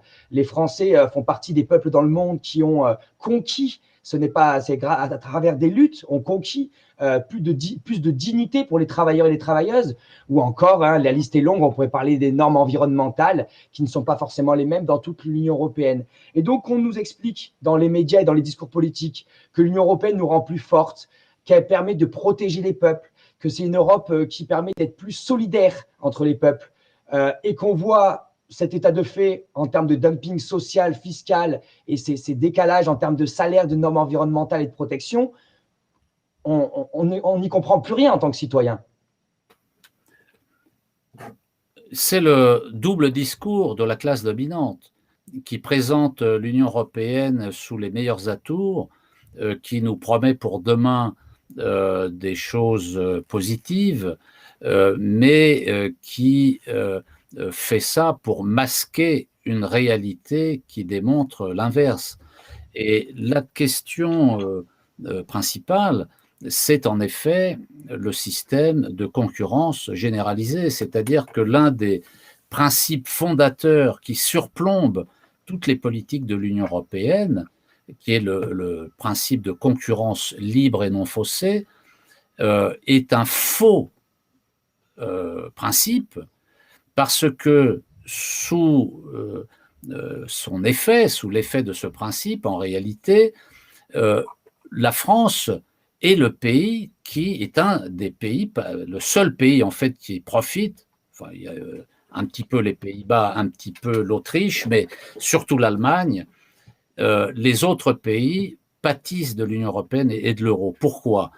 Parce que l'Allemagne, il faut bien comprendre que nous sommes face à un problème allemand. Il faut aborder de front. L'adversaire, c'est l'Allemagne. Pourquoi? Parce que l'Allemagne, dans les années 90, a fait deux choses. Elle a d'abord baissé le coût du travail des entreprises allemandes par un déplacement fiscal qui consiste à réduire la pression fiscale sur les entreprises pour la reporter sur les travailleurs, notamment la TVA. Et puis, parallèlement, elle a délocalisé une grande partie de sa production industrielle vers des pays de l'Est qui, depuis plusieurs siècles, il y a des liens qui se sont établis commerciaux avec la Slovaquie, avec la Pologne, avec la Tchécoslovaquie et d'autres pays. Il y avait les routes, il y avait les lignes de chemin de fer, une main-d'œuvre ouvrière qui était qualifiée parce que à l'intérieur du monde du bloc socialiste, ce sont des pays qui avaient été spécialisés notamment dans la production militaire. Et donc, ils ont trouvé une main-d'œuvre ouvrière qualifiée, des pays à monnaie faible, et ils ont délocalisé énormément d'argent. Et donc, ce que l'on appelle la qualité allemande, en fait, c'est un mythe, parce que la production allemande est faite à l'Est européen. Et les Allemands ne se contentent que de coller les étiquettes sur les caisses. Ça arrive par train, par bateau, de partout. C'est mis Made in Germany et ça repart. Ce qui fait qu'aujourd'hui, l'Allemagne peut avoir, en plus avec sa monnaie forte, l'euro a été, les parités de change, disons, ont été calculées à partir du mark. Et l'euro, c'est le nouveau nom du mark, il faut comprendre ça.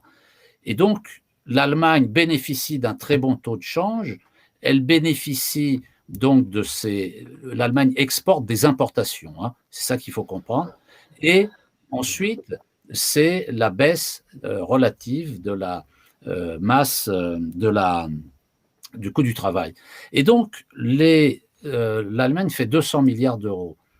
Mais c'est-à-dire que les gains, les excédents commerciaux allemands correspondent exactement à la somme des déficits commerciaux des autres pays.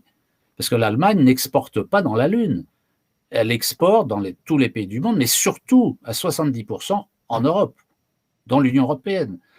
Et donc, nous sommes pénalisés par cela. Avant, quand on était libre sur le plan monétaire, quand on contrôlait notre politique monétaire, notre banque centrale, la Banque de France, on pouvait réagir à ça. C'était facile. Il suffisait de faire une dévaluation. Et donc, en dévaluant, c'est-à-dire en baissant le cours de la monnaie, les importations devenaient plus chères, donc ça réduisait les importations, et ça permettait d'augmenter nos exportations. Et donc, ça rééquilibrait le solde de la balance commerciale. Aujourd'hui, avec l'euro, on ne peut plus faire ça. Et donc, les pays qui ont des difficultés provoquées par l'Allemagne ne peuvent pas s'en sortir. C'est le cas de la Grèce, on l'a vu. La Grèce s'enfonce encore plus, toujours un peu plus. L'Italie, même si l'Italie a un excédent commercial, mais elle a d'autres problèmes.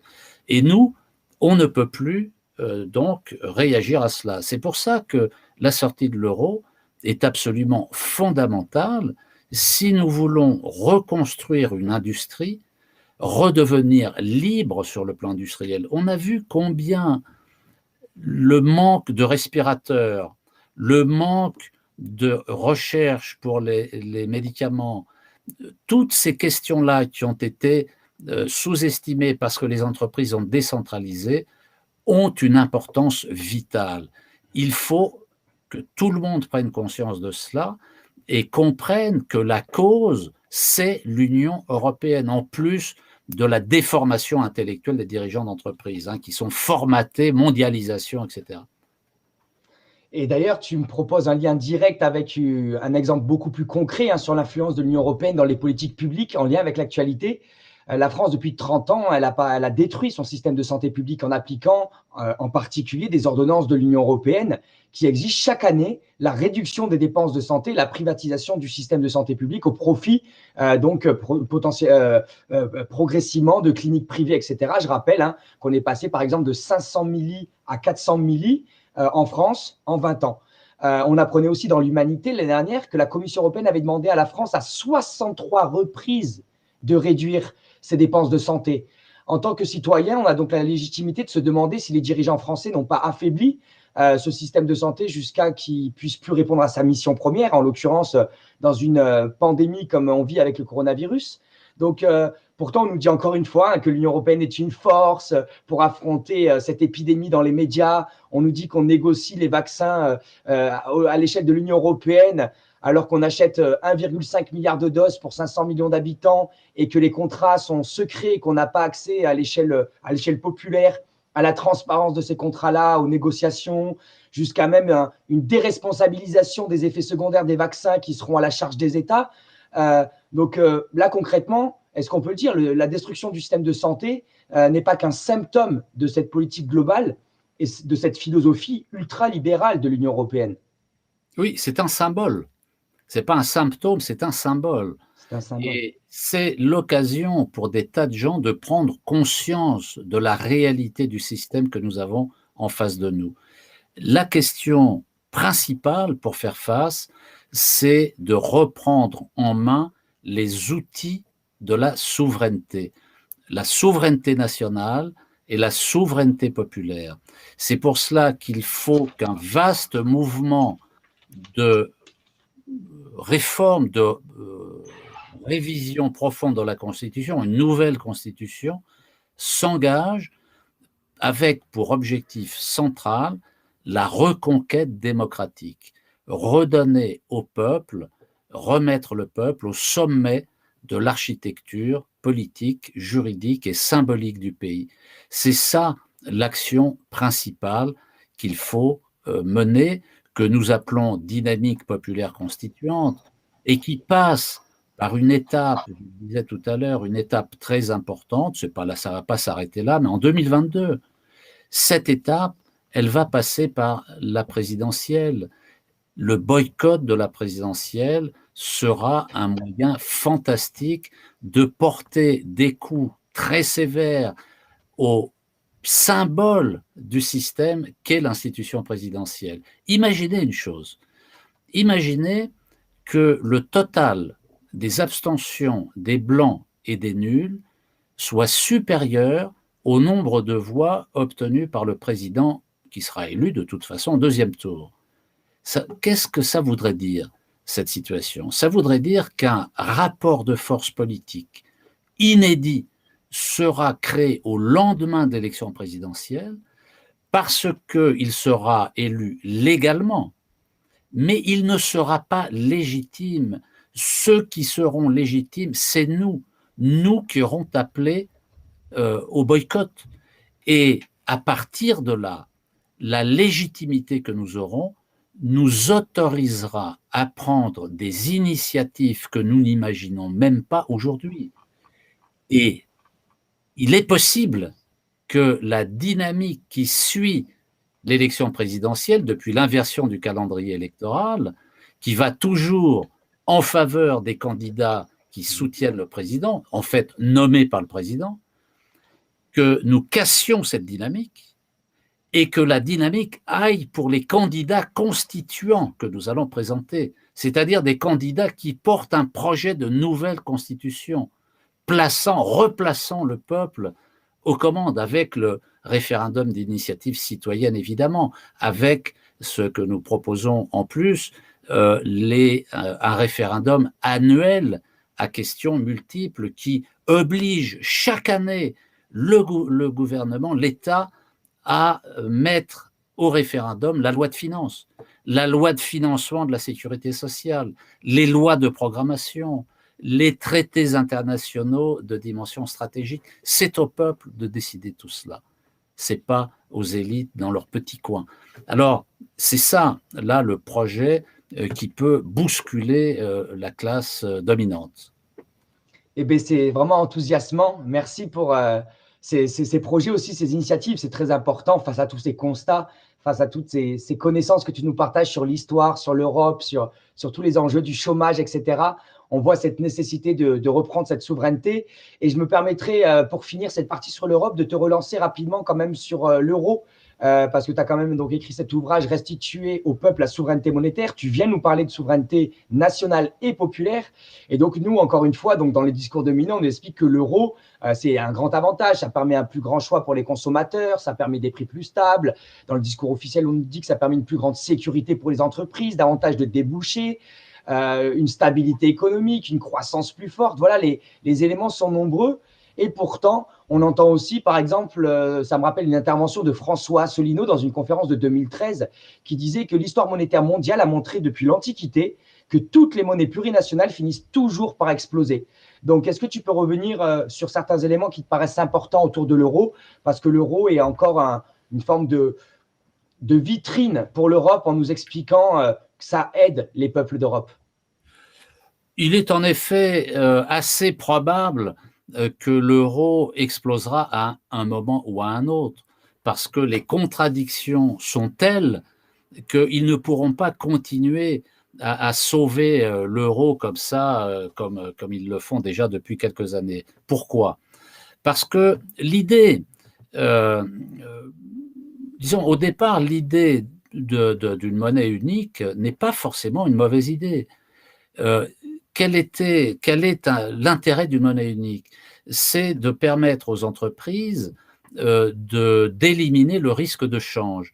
Quand vous êtes une entreprise qui a une certaine dimension et qui fait du commerce international, vous pouvez faire des gains de productivité, mais si vous avez un taux de change qui est défavorable, vos gains de productivité sont annulés immédiatement, d'un trait de plume.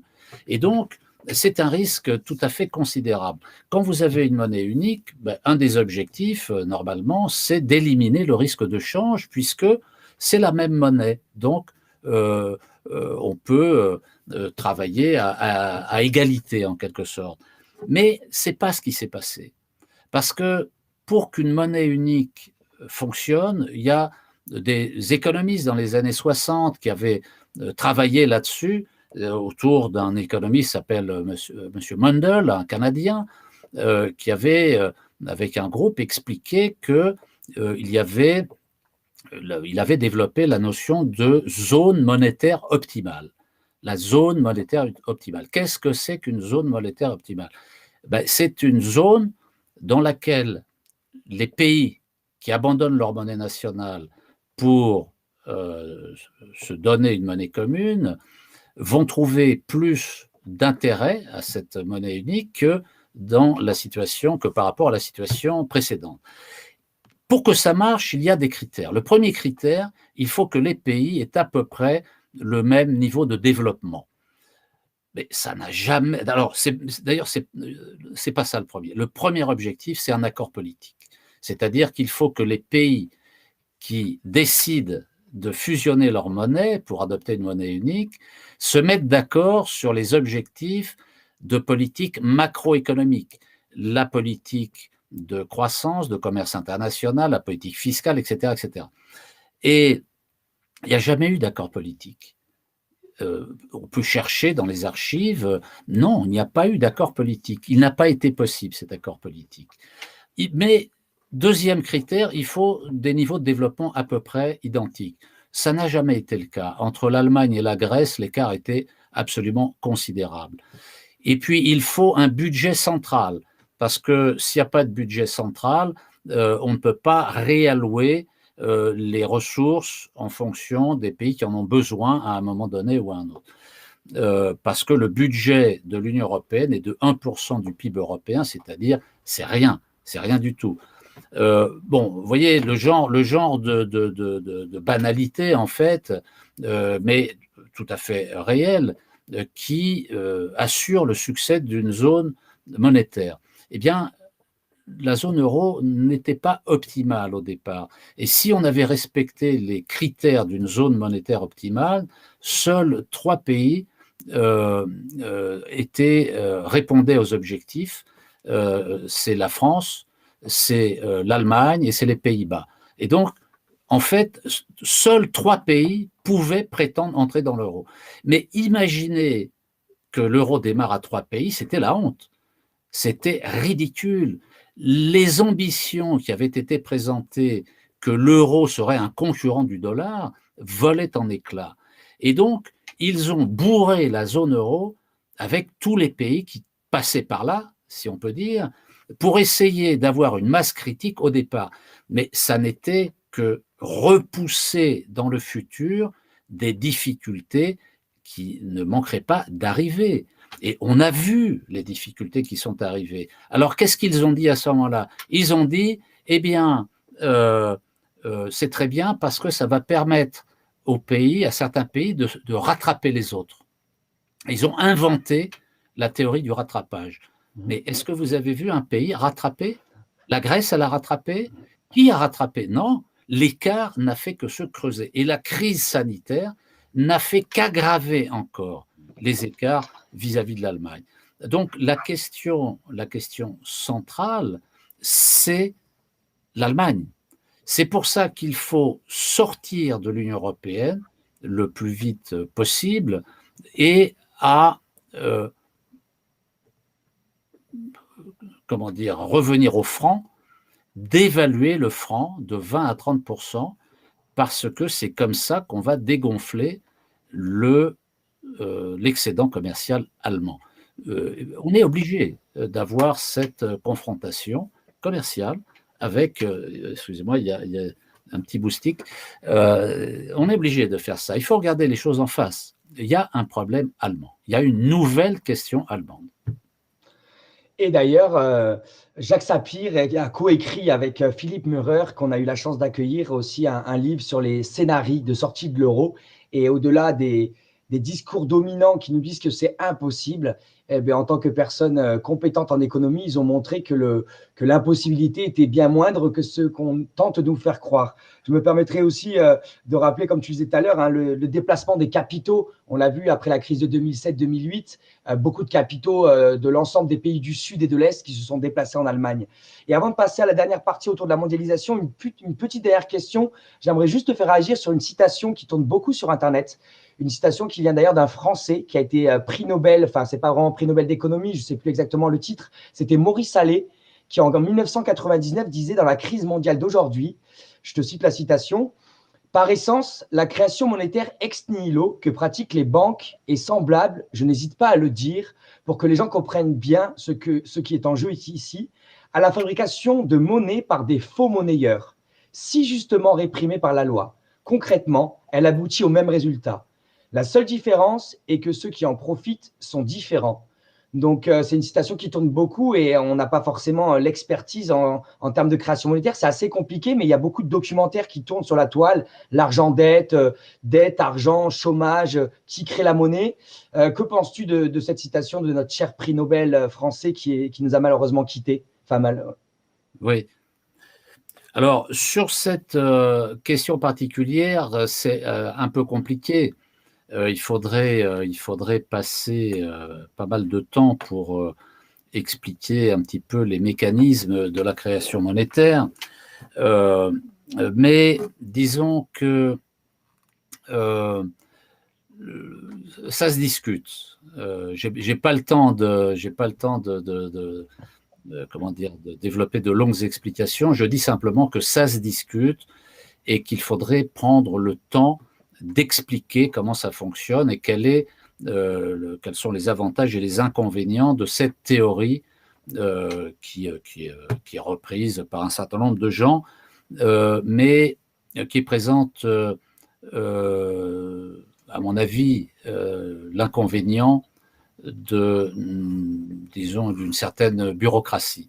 Alors, je n'ai pas le temps d'en dire plus. Ce que je veux dire sur le plan monétaire, c'est que là où moi je suis d'accord avec Maurice Allais, c'est qu'il faut que la France reprenne en main la Banque de France, qu'elle reprenne en main sa politique monétaire, qu'elle revienne au franc, qu'elle abandonne les emprunts auprès des marchés financiers, les emprunts publics, qu'elle sollicite à nouveau la Banque de France pour obtenir des avances à taux zéro pour financer le budget de l'État et les investissements publics, et que dans ces conditions, nous redeviendrons libres, nous pourrons utiliser la politique monétaire pour le développement économique, environnemental, social, ce qui nous est interdit aujourd'hui,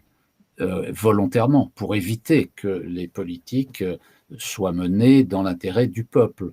Alors, c'est ça le plus important. Après, le rôle des banques, il y a beaucoup de choses à dire, mais il faut permettre aux banques de prêter. Le fond de la question, c'est est-ce qu'il faut que l'épargne soit accumulée d'abord dans les banques pour que les banques prêtent de l'argent qu'elles ont déjà. La création monétaire, hein, ce qu'ils expliquent, c'est que les banques, pour que les gens, ceux qui ne connaissent pas, comprennent peut-être un peu mieux, aujourd'hui, les banques créent de la monnaie parce que elles prêtent d'abord et elles encaissent les remboursements ensuite. D'accord? C'est ça la création monétaire. Si vous voulez acheter une maison, vous n'allez pas, on ne va pas économiser pendant 20 ans et au bout de 20 ans, quand on a un petit pécule, on va acheter la maison. Ben, et sinon, non. Donc, on obtient le prêt pour acheter la maison. La banque nous prête l'argent. Elle n'a pas l'épargne pour le faire. Donc, il y a une création monétaire et on rembourse ensuite. Mais c'est mieux comme ça que d'attendre 20 ans pour acheter. Alors, ce que cette théorie de Maurice Allais et d'autres consiste à dire, c'est qu'il faut que les banques aient d'abord l'épargne et qu'elles prêtent si elles ont de l'épargne. Non, il n'y a pas besoin de faire ça. On peut parfaitement, à condition de revenir à ce qui a déjà été fait en matière bancaire et monétaire, c'est-à-dire le contrôle du crédit par l'État. Ça s'appelle l'encadrement du crédit. Comment ça marche? Ben, l'État donne aux banques, enfin le Parlement, l'État, le Parlement vote une loi qui donne à chaque banque une enveloppe en lui disant, voilà, pour les prêts aux entreprises, toi, la banque BNP, tu as droit à tant d'argent pour l'année. Pour les crédits immobiliers aux particuliers, tant de volume, une enveloppe, etc.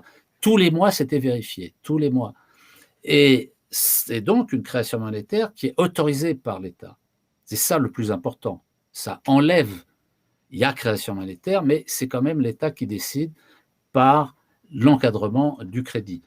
Donc ça, c'est mieux, je trouve, c'est plus souple, ça permet aux gens qui ont besoin d'emprunter et aux banques, c'est l'État qui décide du volume de crédit que l'on peut lancer dans l'économie. Voilà.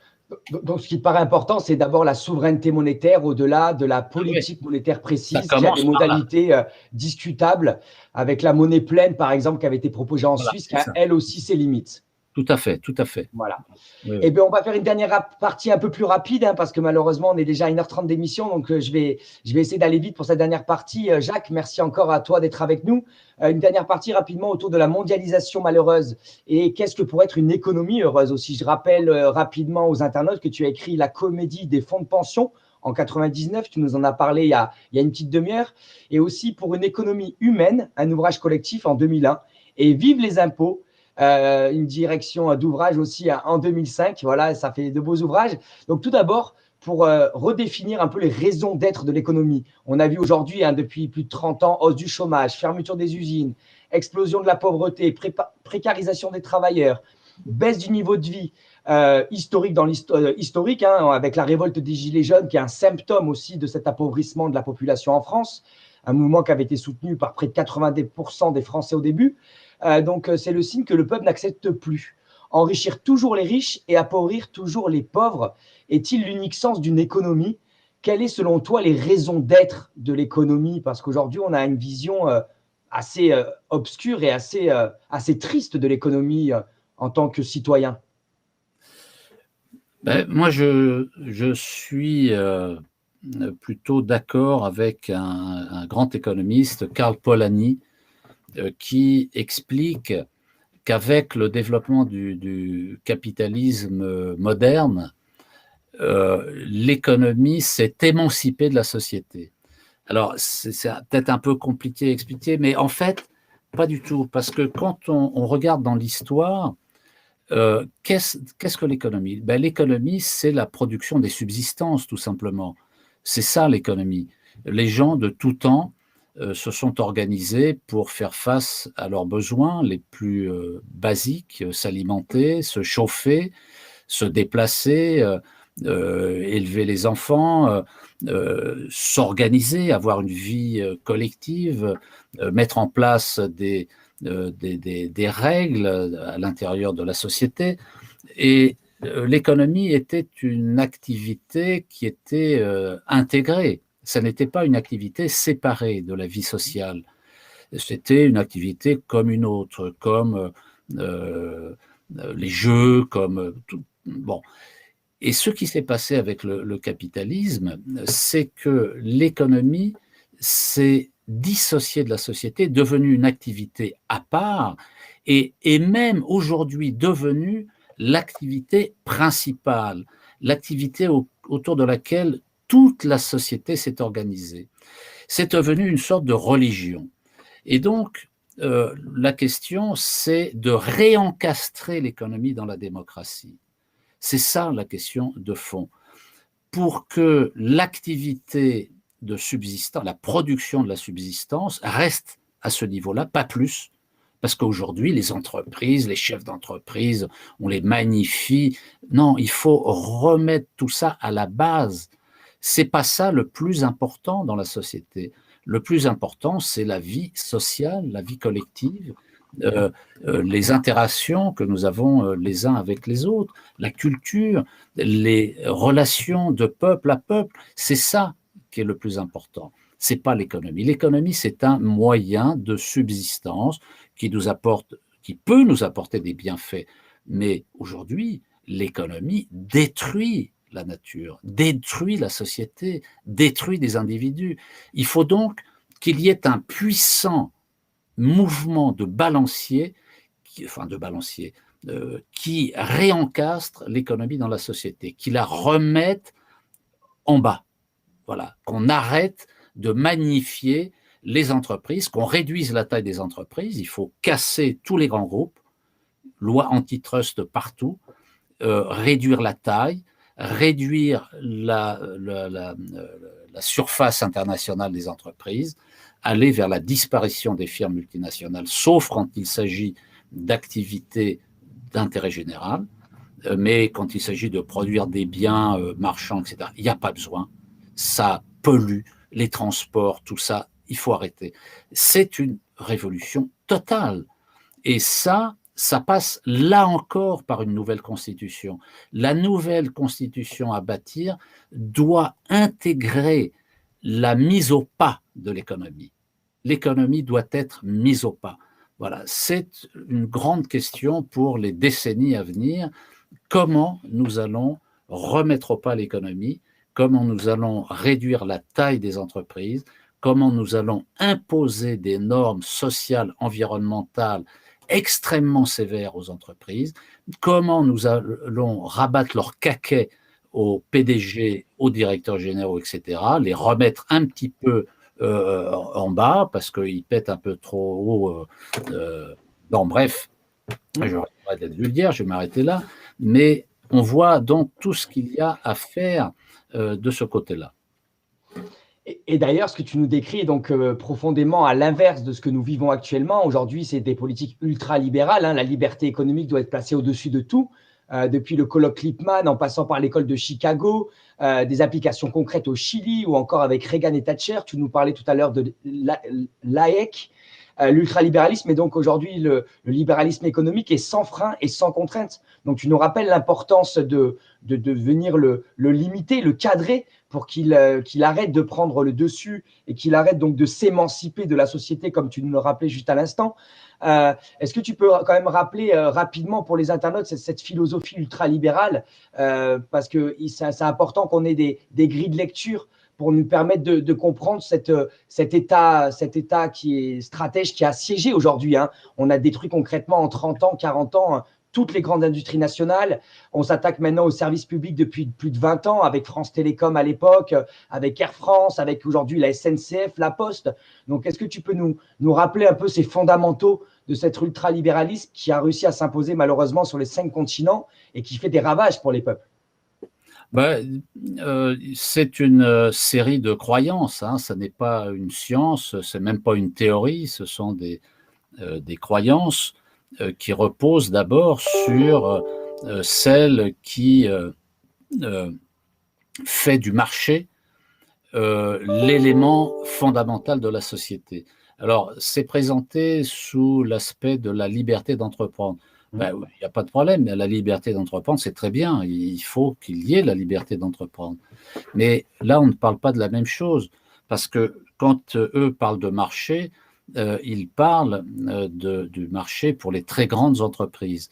Et pour eux, la société fonctionne selon un équilibre naturel, c'est la main invisible du marché. Ils reprennent cette vieillerie donc si on laisse faire le marché, c'est-à-dire s'il n'y a aucune intervention des syndicats, de l'État, le marché va s'ajuster lui-même, il va s'équilibrer lui-même, et donc il y aura une sorte d'harmonie sociale qui va spontanément s'établir. Totalement faux. L'expérience montre que si on laisse faire le marché, ce sont les plus gros qui en profitent et qui écrasent les petits. On voit bien l'évolution du capitalisme. C'est quoi l'évolution du capitalisme? C'est la réduction progressive de la concurrence, c'est-à-dire la concurrence qu'ils placent au sommet de leur valeur. En réalité, l'évolution du capitalisme de ces 2-3 dernières décennies, c'est la concentration extrême par le rachat d'entreprises. Et la concentration, les rachats d'entreprises, c'est bien une diminution de la concurrence. C'est le principe même de la concentration. Donc, ce principe n'est pas valable, le principe du marché. Il faut du marché, d'ailleurs, le marché est une invention de l'État, c'est l'État qui a créé le marché. Le marché doit être encadré beaucoup plus qu'il ne l'est aujourd'hui. Il ne faut pas supprimer le marché, mais il doit servir pour des petites productions. Les grandes productions, le prix doit être négocié, doit être fixé politiquement.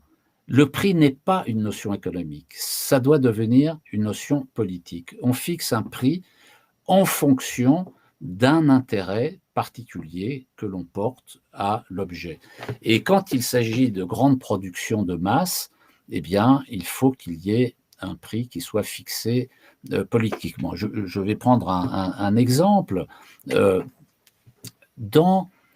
Pendant des décennies, sur le plan agricole, pour éviter les famines, les États subventionnaient le riz, le mil, le blé. Il n'y avait pas de prix de marché. Le prix était un prix politique. Il était fixé par l'État, c'est-à-dire beaucoup plus bas que le prix du marché, pour que la population puisse se nourrir. C'est comme ça qu'il faut faire dans beaucoup de domaines. Après, dans des domaines non stratégiques, du luxe, des choses comme ça, on peut laisser jouer le prix de marché.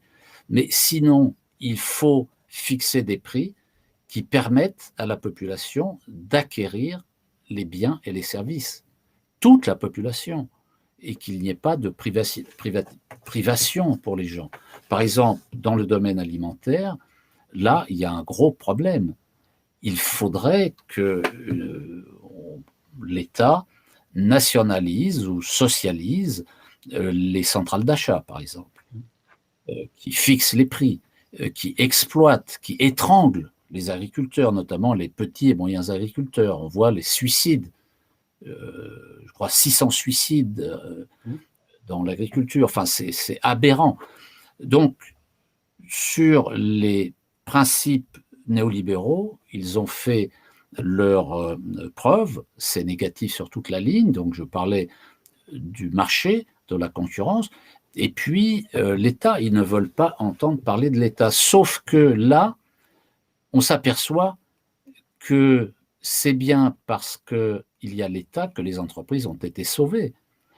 S'il n'y avait pas eu l'État, eh bien, la plupart des entreprises qui bénéficient aujourd'hui de crédits de trésorerie, la prise en charge du chômage partiel pour leurs salariés, etc., eh bien, elles seraient aujourd'hui fermées, ces entreprises. Donc, on se rend compte que l'État est un instrument indispensable, à condition qu'il revienne dans les mains du peuple. L'État, c'est l'instrument du peuple. Il doit redevenir l'instrument du peuple. Il faut l'arracher à la classe dominante. Il y a là aussi toute une série de mythes qu'il faut faire disparaître. Ça me fait penser aussi à l'excellent projet que j'encourage les internautes à découvrir. C'est un projet de sécurité sociale alimentaire dont le Canard réfractaire a parlé récemment avec plusieurs chercheurs français qui travaillent sur le projet. Et ça me fait penser aussi, comme tu le disais, sur l'État, hein, ces politiques et cette philosophie et ces entreprises qui pratiquent l'ultralibéralisme utilisent l'État que quand ils en ont besoin, avec cette démarche permanente où on nationalise les pertes et on privatise les profits. Et donc, pour finir notre échange et partir sur une ouverture plus constructive, j'aimerais revenir sur un constat inquiétant et te proposer aussi de réagir d'abord sur ce constat et après d'ouvrir sur un projet dont tu m'as parlé en préparant l'émission qui s'appelle la taxe Alibaba. Mais je voulais te rappeler quand même, Coluche nous disait dans les années 80, il paraît que la crise, ça rend les riches plus riches et les pauvres plus pauvres. Je vois pas pourquoi on est en crise depuis que je suis petit. Ça a toujours été comme ça. Voilà, ça me plaisait cette petite citation parce que depuis que je suis né, je suis né à la fin des années 80 et depuis que je suis né, on parle de crise. Il y a eu déjà la crise du bâtiment dans les années 90. Après, je ne vais pas toutes les citer, mais on a enchaîné avec crise asiatique, etc. Et donc aujourd'hui, les grands propriétaires privés et la finance en particulier continuent à capter toute la richesse. Et c'est une désintégration du contrat social.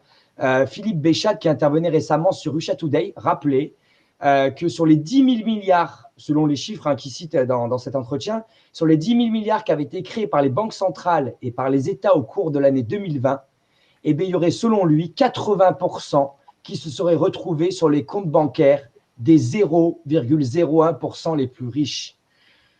Face à ces constats, à part dire qu'on marche sur la tête, je ne sais pas comment réagir et dire qu'on va droit dans le mur. Et donc, je te laisse réagir à la fois sur cette ultra-concentration des richesses qui, j'ai l'impression, n'est jamais arrivée dans l'histoire. Je ne sais même pas si les grands empires des 2000 dernières années ont pu atteindre ces niveaux de concentration et ouvrir donc sur quelque chose de constructif qui nous permettrait de sortir vers le haut. Une solution parmi tant d'autres, évidemment, avec cette taxe Alibaba auquel vous avez réfléchi et que vous allez prochainement lancer, si j'ai bien compris. Oui, oui, ben, tout à fait. Il y a eu le rapport de l'ONG Oxfam, l'ONG britannique, qui, avant chaque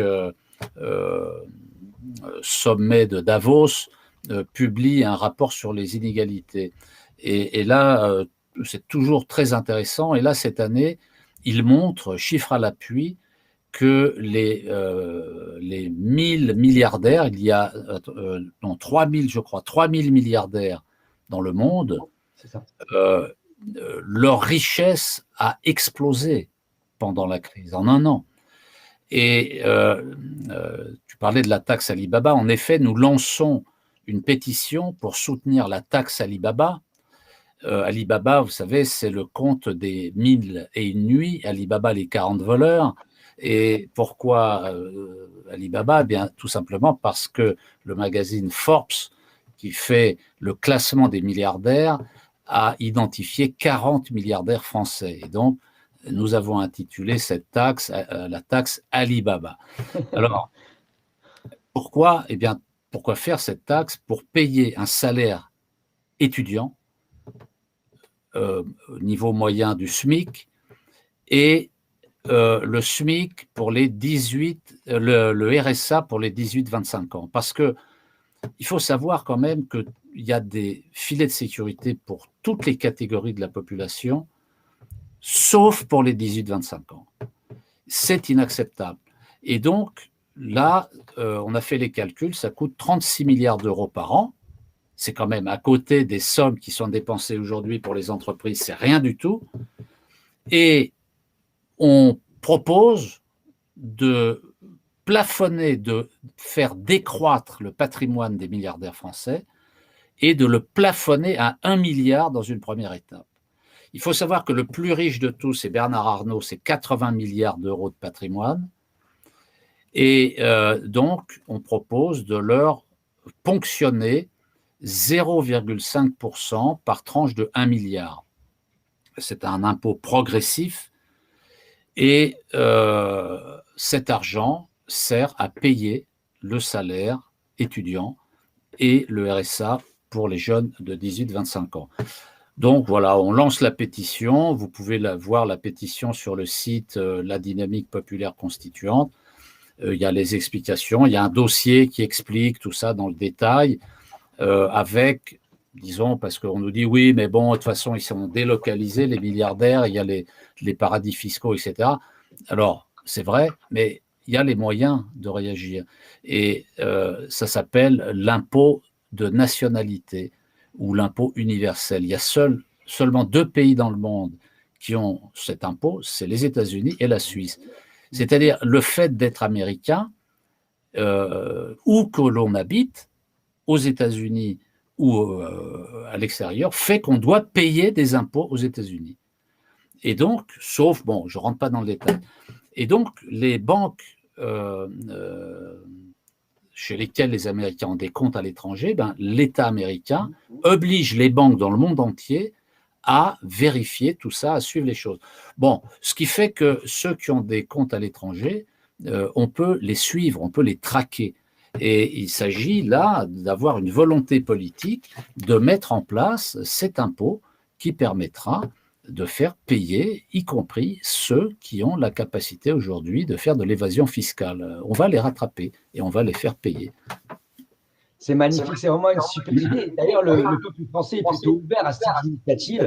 Je vous rappellerai par exemple qu'il y avait eu plusieurs sondages qui avaient été faits par différentes associations en termes de plafonnement des patrimoines ou plafonnement des salaires.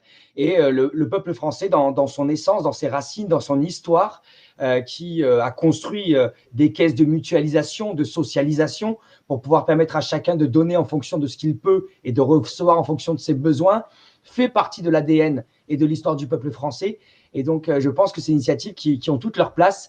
Et je te remercie beaucoup, Jacques, de porter avec d'autres citoyens français, d'autres experts, cette initiative qui permet donc de proposer aussi des choses concrètes et de partir dans une dynamique constructive. Et d'ailleurs, c'est la dernière question que je te pose très rapidement. Qu'est-ce que tu conseilles aujourd'hui aux gens qui nous écoutent en live? Je les remercie, à tous ceux qui nous ont écoutés ce soir en live ou ceux qui nous écouteront plus tard en podcast. un conseil ou deux pour pouvoir tenter d'apporter sa pierre dans cette période qui est assez chaotique quand même, hein, où même nos libertés individuelles sont en danger. Il y a toute cette instrumentalisation de l'épidémie que nous subissons au quotidien. Selon toi, avec ton parcours, ton expérience, ton expertise, qu'est-ce que tu pourrais nous proposer au-delà de soutenir la taxe Alibaba? Bah, ça dépend de l'endroit où on est. Si on est au travail, eh bien, il faut lutter avec ses camarades de travail pour les salaires, pour le respect de la dignité, pour les conditions de travail, la promotion. Si on est privé d'emploi, il faut se désinhiber, il faut se considérer que c'est pas sa faute à soi, mais que c'est le système qui provoque le chômage, non pas ses propres carences, et donc s'organiser, lutter pour l'emploi. On ne voit pas les chômeurs dans la rue, bah, il faut que les chômeurs aillent dans la rue. Il faut continuer les manifestations le samedi, les ronds-points, tout ça. Et puis, il faut, je pense, améliorer les relations interindividuelles qui sont abîmées par la crise. Il y a beaucoup de nervosité, il y a de la violence, il y a de la tension. Je crois que tout ça disparaît dans la lutte. Quand on se mobilise collectivement dans la lutte, ça disparaît instantanément, parce que la lutte, c'est en même temps la joie, c'est la fête, c'est l'optimisme, et on sort de son enfermement personnel. Eh bien, c'est magnifique. Je rappellerai aussi aux internautes la dynamique populaire constituante avec le boycott et donc l'abstention pour l'élection de 2022 et la présentation de candidats aux législatives pour 2022 qui porteront ce projet donc de constitution populaire pour permettre tout simplement au peuple de reprendre sa souveraineté légitime. Et n'écoutons pas ces discours qui tentent de nous faire croire que le monde est trop complexe pour le comprendre. C'est tout simplement pour nous éloigner du monde de la politique et de prendre nos décisions nous-mêmes. En tout cas, vraiment, Jacques, un immense merci.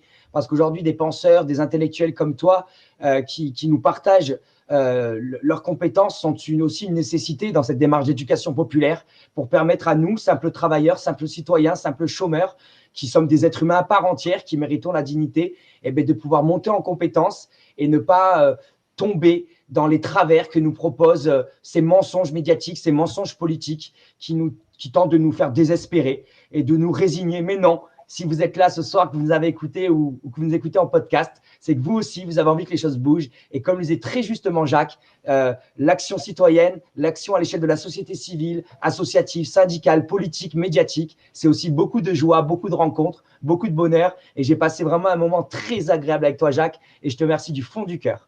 Et bien que c'est partagé, on ne pouvait pas dire mieux comme mot de la fin. Merci à toi, Renaud. Merci Jacques, je te souhaite une très belle soirée. Merci à la communauté d'avoir été présent. Voilà, c'était Jacques Nikonov et Akina sur le Front Médiatique. Belle soirée. Au revoir. Au revoir.